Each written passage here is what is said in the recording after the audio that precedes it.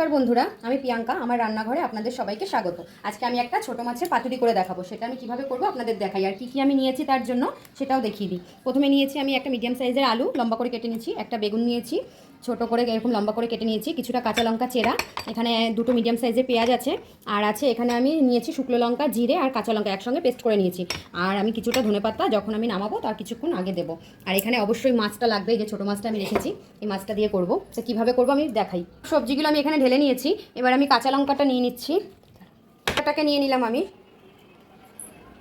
এবার আমি কিছুটা নুন আর গিয়ে হলুদটা নিয়ে নেব, যতটা আমার লাগবে।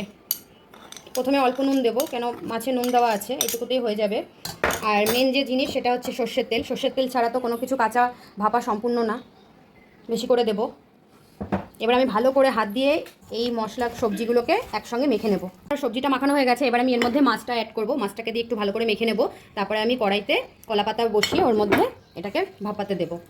মাখানো হয়ে গেছে, এবার আমি কলা পাতার ওপরে সব সাজিয়ে দেবো। এটার মধ্যে আমি কিছুটা প্রথমে তেল মাখিয়ে নিলাম, কড়াইটা নাহলে লেগে যাবে। এখানে একটা কলা পাতা এরকমভাবে বিছিয়ে দিচ্ছি। এই কলা পাতাটার মধ্যেও আমি একটু তেল মাখিয়ে নেব। ভালো করে এটাকে, তার উপরে আমি আর একটা কলা পাতা, যেই মাছটা আর সবজিটা মাখিয়ে রেখেছিলাম সম্পূর্ণ ঢেলে দিচ্ছি। মশলার গামলাটা ধুয়ে আমি একটু জল নিয়ে নিলাম, এটা আমি একটু ওপর দিয়ে দিচ্ছি, অল্পই দেবো। আর এখানে আমি আরও কিছুটা তেল দিয়ে দিচ্ছি, একটু তেলটা বেশি লাগে এর মধ্যে। ধনেপাতা কুচিটা অল্প দিয়ে আমি এটাকে একবারে কড়াইটাকে দিয়ে বসিয়ে দেব। আমি এই কলা পাতা এর ওপর থেকে আরেকটা চাপা দেবো, আরেকটা এর ওপর দিয়ে যতক্ষণ না ভালো করে হচ্ছে ততক্ষণ চারিদিক দিয়ে দিতে থাকবো। বন্ধুরা, এবার আমি গ্যাসটা জ্বালিয়ে মিডিয়ামে করে ঢেকে দেব। তারপরে আমি 10 মিনিট পরে আবার দেখব। এখানে আমার 10 মিনিট হয়ে গেছে। এবার আমি এটাকে আস্তে করে উল্টিয়ে তারপরে আমি আবার উল্টো পিঠ করে আবার 10 মিনিট বসাবো। এই যে আমি উল্টে নিয়েছি, এবার আমি উল্টো পাতাটাকে দিয়ে আবার এই পাশ করে ঢেকে দেবো।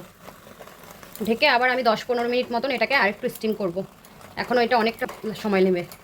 বন্ধুরা, আমার ভাত গরম গরম ধোয়া ওঠা ভাত রেডি। আর আমি আজকে ভাতের সঙ্গে এই যে ছোটো মাছের পাতুরি সার্ভ করলাম। তোমরা বলো কেমন হয়েছে। পাতুরিটা দেখে দেখো কেমন মনে হচ্ছে তোমাদের, তোমরাও করে খাবে, খুবই ভালো লাগে।